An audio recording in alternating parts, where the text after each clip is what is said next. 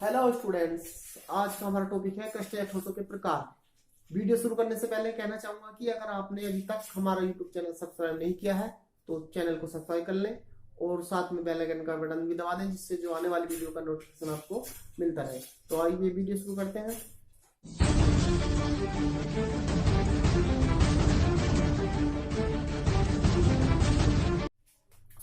तो आज का हमारा टॉपिक है क्रिस्टलीय ठोसों के प्रकार। ठीक है, तो इस क्रिस्टलीय ठोसों के प्रकार जो पढ़ने से पहले, इससे जो पहले की वीडियो है क्रिस्टलीय ठोस किसे कहते हैं, उनके लक्षण क्या है, वो देखना जरूरी है। तो उनका लिंक मैंने डिस्क्रिप्शन में डाल दिया है, आप वहां जाकर उन्हें देख सकते हैं। तो आइए शुरू करते हैं क्रिस्टलीय ठोसों के प्रकार। तो क्रिस्टलीय ठोसों के प्रकार कितने प्रकार के होते हैं क्रिस्टलीय ठोस? तो क्रिस्टलीय ठोसों को जो उनके विकर्ण होते हैं उनके मध्य पाए जाने वाले अंतराण्विक बल की प्रकृति के आधार पर चार भागों में बांटा गया है। नंबर 1 आणविक ठोस, नंबर 2 आयनिक ठोस, और नंबर 3 धात्विक ठोस, और नंबर 4 सहसंयोजक ठोस या नेटवर्क ठोस भी कहते हैं सहसंयोजक ठोसों को। ठीक है, तो जो अब हम इन चारों को विस्तार से पढ़ेंगे। तो पहले प्रकार के हैं आणविक ठोस। ठीक है, तो आणविक ठोस हमारे क्या है कि वे ठोस जिनमें जो अवयवी कण जो होते हैं अणु होते हैं और उनके मध्य है दुर्बल वान डेर वाल बल पाया जाता है, तो वो कहलाते हैं आणविक ठोस। ठीक है, यानी कि वे ठोस जिनमें अवयवी कण जो होते हैं अणु होते हैं और वे अणु एक दूसरे के पास पास जुड़े होते हैं और उनके मध्य दुर्बल वान डेर वाल बल पाया जाता है, तो वो कहलाते हैं आणविक ठोस। ठीक, तो अब इन आणविक ठोसों को भी 3 भागों में पुनः बांटा गया है। तो 3 भागों में कौन कौन से हैं? अध्रुवीय आणविक ठोस और ध्रुवीय आणविक ठोस और हाइड्रोजन आबंधित आणविक ठोस। तो पहले प्रकार के आणविक ठोस के बारे में बात करते हैं। पहला है अध्रुवीय आणविक ठोस। तो क्या होता है अध्रुवीय आणविक ठोस? वे आणविक ठोस जिनके अणु एक ही प्रकार के परमाणु से मिलकर बने होते हैं, उन्हें हम कहते हैं अध्रुवीय आणविक ठोस। और इनके मध्य जो बल लगे होते हैं वो दुर्बल वान डेर वाल लगे होते हैं और इनका जो द्विध्रुव आघूर्ण का मान होता है वो 0 होता है। तो क्या ये जो अध्रुवीय आणविक ठोस है, इन्हें अध्रुवीय आणविक ठोस हम क्यों कहते हैं? तो आइए देखते हैं। क्या है कि जैसे कि मैंने बताया कि जो इनके अणु है वो एक ही प्रकार के परमाणु से मिलकर बने होते हैं। जैसे कि उदाहरण ले लें हाइड्रोजन अणु। तो हाइड्रोजन अणु जो होते हैं वो 2 हाइड्रोजन परमाणु से मिलकर बने होते हैं। अब 2 हाइड्रोजन परमाणु जो होते हैं ये एक इनके बाह्यकोश में एक इलेक्ट्रॉन होता और ये एक इलेक्ट्रॉन का साझा करके हाइड्रोजन अणु बनाते हैं। तो जो इनके मध्य बंध उपस्थित होता है उस बंध को हम कहते हैं अध्रुवीय सहसंयोजी बंध। ठीक है, जिस प्रकार से ये हाइड्रोजन अणु बना लेते हैं, इनकी जो बंध होगा यो कहलाएगा अध्रुवीय सहसंयोजी बंध। ठीक है, जब अध्रुवीय सहसंयोजी बंध उपस्थित होता है तो इस प्रकार के अणुओं को हम अध्रुवीय आणविक ठोस कहते हैं। अब अध्रुवीय सहसंयोजी बंध क्यों होता है? क्योंकि जो साझे का इलेक्ट्रॉनिक गुण है, ये जो इनके मध्य हाइड्रोजन परमाणु के मध्य है, यो इनके ठीक मध्य में उपस्थित होता है। अब मध्य में उपस्थित क्यों होता है? क्योंकि ये जो दोनों परमाणु है हाइड्रोजन परमाणु है। अब जब हाइड्रोजन परमाणु है तो इनकी जो विद्युत ऋणात्मकता है उनका मान एक समान होता है। अर्थात विद्युत ऋणात्मकता से मतलब हमारा क्या है कि जो किसी परमाणु की वह क्षमता इलेक्ट्रॉनों को अपनी ओर आकर्षित करने की जो क्षमता होती है, तो उसे हम कहते हैं विद्युत ऋणात्मकता। इनके किसी परमाणु को के द्वारा इलेक्ट्रॉनों को अपनी ओर आकर्षित करने की जो क्षमता होती है उसे हम कहते हैं विद्युत ऋणात्मकता। तो जब विद्युत ऋणात्मकता दोनों की समान है तो जो साझे इलेक्ट्रॉनिक गुण है वो बीचों बीच इनके दोनों मध्य में स्थित रहेगा, और जो मध्य में स्थित रहेगा तो कोई ध्रुव नहीं बनेगा। तो इस प्रकार का जो सहसंयोजी बंध होगा वो अध्रुवीय सहसंयोजी बंध कहलाएगा। तो इस प्रकार के जो ठोस निर्मित होंगे उन्हें हम कहते हैं अध्रुवीय आणविक ठोस। बात समझ में आ गई होगी कि अध्रुवीय आणविक ठोस जो होते हैं उन्हें हम अध्रुवीय आणविक ठोस क्यों कहते हैं। ठीक है, इनके कुछ लक्षण हैं। ये बहुत ही मुलायम होते हैं, यानी कि जो अध्रुवीय आणविक ठोस होते हैं मुलायम होते हैं। क्यों मुलायम होते हैं? क्योंकि इनके जो अवयवी कण होते हैं अणु, उनके मध्य जो दुर्बल वान डेर वाल बल कार्य करता है, जिसके कारण ये बहुत मुलायम होते हैं। ठीक, नंबर 2 है ये विद्युत के कुचालक होते हैं। कुचालक का मतलब क्या होता है कि इनमें विद्युत प्रवाहित नहीं की जा सकती। तो विद्युत प्रवाहित क्यों नहीं की जा सकती? क्योंकि जो इनके मध्य मुक्त इलेक्ट्रॉन उपस्थित नहीं होते। मुक्त इलेक्ट्रॉन उपस्थित नहीं होंगे तो ये इनमें विद्युत का संचालन नहीं हो पाएगा, इसलिए विद्युत के कुचालक होते हैं। नंबर 3 है इनका गलनांक और क्वथनांक जो होता है वो बहुत कम होता है। क्यों कम होता है? क्योंकि जो इनके मध्य दुर्बल वान डेर वाल्स बल कार्य करता है, दुर्बल वान डेर वाल्स बल कार्य करता, तो उसके कारण इसको हम कम ताप पर ही हम पिघला सकते हैं इनको, इसके कारण इनके गलनांक और क्वथनांक जो है कम होते हैं। और इन अगला पॉइंट है जो ये अध्रुवीय आणविक ठोस है सामान्य ताप पर जो है या तो ये द्रव अवस्था में रहेंगे या गैसीय अवस्था में रहेंगे। ठीक है, यानी कि ये जो ठोस है सामान्य ताप पे या तो द्रव अवस्था में रहते हैं या गैसीय अवस्था में रहते हैं, जैसे कि हाइड्रोजन अणु, Cl2 अणु और I2 अणु। तो ये जो होते हैं अध्रुवीय आणविक ठोस कहलाते हैं। ठीक है, तो समझ में आ गए अध्रुवीय आणविक ठोस क्या होते हैं। आइए आगे पढ़ते हैं दूसरा प्रकार, ध्रुवीय आणविक ठोस। ध्रुवीय आणविक ठोस क्या होते हैं? तो ध्रुवीय आणविक ठोस वे आणविक ठोस जिनके अणु भिन्न भिन्न परमाणुओं से मिलकर बने होते हैं, वे ध्रुवीय आणविक ठोस कहलाते हैं। और उनके मध्य मजबूत द्विध्रुव बल कार्य करता है, इन्हें कहते हैं हम ध्रुवीय आणविक ठोस। आज बस में तो चलते हैं कैसा बनते हैं ध्रुवीय आणविक ठोस। जो हाइड्रोजन यानी कि इनका उदाहरण है जैसे SO2 है, HCl है, NH3 है, ये क्या है? ध्रुवीय आणविक ठोस है। तो अगर हम HCl की अगर हम बात करते हैं तो जो HCl होता है उनके मध्य जो बंध बनता है वो ध्रुवीय सहसंयोजी बंध बनता है। कैसे बनता है कि जो एक इलेक्ट्रॉन का ये साझा कर लेते हैं, क्योंकि इसके भागों में 7 इलेक्ट्रॉन होते हैं, इसके भागों में 1 इलेक्ट्रॉन होता है। इसे अष्टक पूरा करने के लिए 2 इलेक्ट्रॉन चाहिए, इसे अष्टक पूरा करने के लिए 8 इलेक्ट्रॉन चाहिए।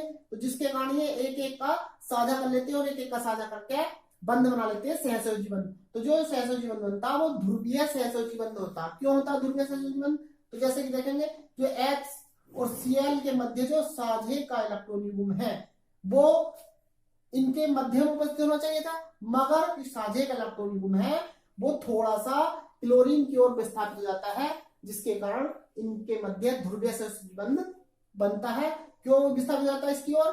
क्योंकि इसकी विद्युदात्मकता का मान इस हाइड्रोजन की विद्युदात्मकता के मान से ज्यादा होता है, जिसके कारण जो साझा इलेक्ट्रॉन युग्म है वो क्लोरीन की ओर थोड़ा सा विस्थापित हो जाता है, जिसके कारण इस पे आंशिक धनावेश और इस पर आंशिक ऋणावेश बन जाता है और इस प्रकार ध्रुवीय सहसंयोजी बंध बन जाता है। तो इसलिए इस प्रकार के जो आणविक ठोस हैं इन्हें हम कहते हैं ध्रुवीय आणविक ठोस।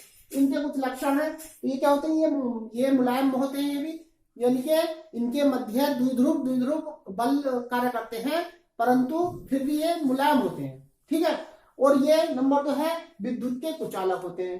क्यों कुचालक होते हैं? क्योंकि इनके मध्य ही मुक्त इलेक्ट्रॉन उपस्थित नहीं होते, इसके कारण ये जो है विद्युत के कुचालक होते हैं ये भी। ठीक है, आइए में अगला है कि ये इनके गलनांक और क्वथनांक जो होते हैं वो अध्रुवीय आणविक ठोसों की तुलना में जब कुछ ज्यादा होते, अधिक होते हैं। क्यों होते हैं? क्योंकि इनके मध्य जो बंध पाया जाता है द्विध्रुव बल वो उनसे कुछ मजबूत होता है, जिसके कारण इनके जो गलनांक क्वथनांक होते हैं अध्रुवीय आणविक ठोसों की अपेक्षा अधिक होते हैं। मगर फिर भी ये इनके गलनांक कुछ अधिक है, फिर भी इनके कुछ जो अणु है यानी कि वो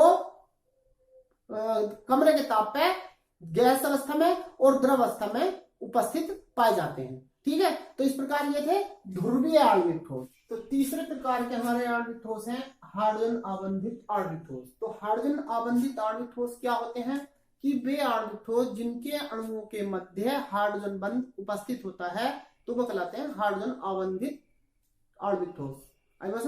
इनके अणुओं के मध्य जो है हाइड्रोजन बंध उपस्थित होता है, जिसके कारण हाइड्रोजन आबंधित आणविक ठोस कहते हैं। जैसे कि उदाहरण हमारा H2O यानी कि बर्फ जो होता है वो हाइड्रोजन आबंधित आणविक ठोस कहलाता है। तो कैसा होता है कि जो बर्फ होता है यानी कि तो उसमें जो जल के अणु होते हैं, ठीक है, H2O, तो यानी जल के जो अणु होते हैं उनके मध्य जो बंध बनता है वो हाइड्रोजन बंध बनता है। यानी कि देखो जैसे कि जो बर्फ जल के अणु है यानी बर्फ है, तो जो हाइड्रोजन जल का अणु है, जल के अणु में जो ऑक्सीजन परमाणु है वो हाइड्रोजन के द्वारा जुड़ा हुआ है, सहसंयोजी बंध के द्वारा जुड़ा हुआ, ध्रुवीय सहसंयोजी बंध के द्वारा। मगर जो आपस में जो जल के अणु है ये आपस में एक दूसरे से हाइड्रोजन बंध के द्वारा जुड़े होते हैं। तो ये इस कारण इन्हें हम हाइड्रोजन आबंधित आणविक ठोस कहते हैं। अब हाइड्रोजन बंध क्या होता है?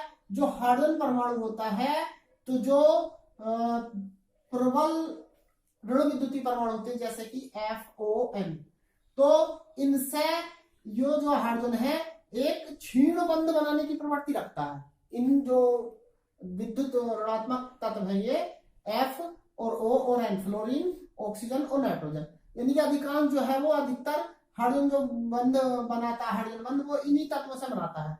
जहां हम देखेंगे कि अगर हाइड्रोजन F से या O से या N से जुड़ा हुआ है तो वहां उनके हाइड्रोजन के मध्य है और उसके मध्य क्या बंध होगा? हाइड्रोजन बंध उपस्थित होगा उनके अणुओं में। ठीक है, तो इस तरह से ये बनाते हैं हाइड्रोजन बंध।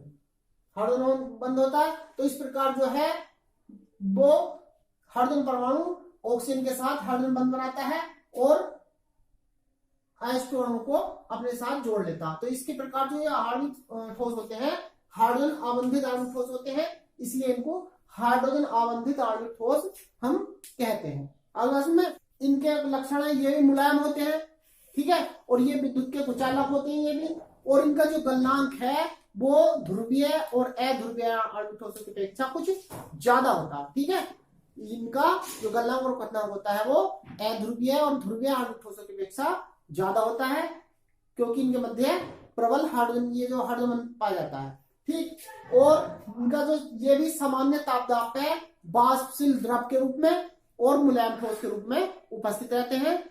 ठीक है, तो ये थे लक्षण इनके, और इस प्रकार ये हाइड्रोजन आबंधित आणविक ठोस। तो ये हमारे आणविक ठोसों के 3 प्रकार थे। तीनों प्रकार के बारे में हमने विस्तार से पढ़ लिया है।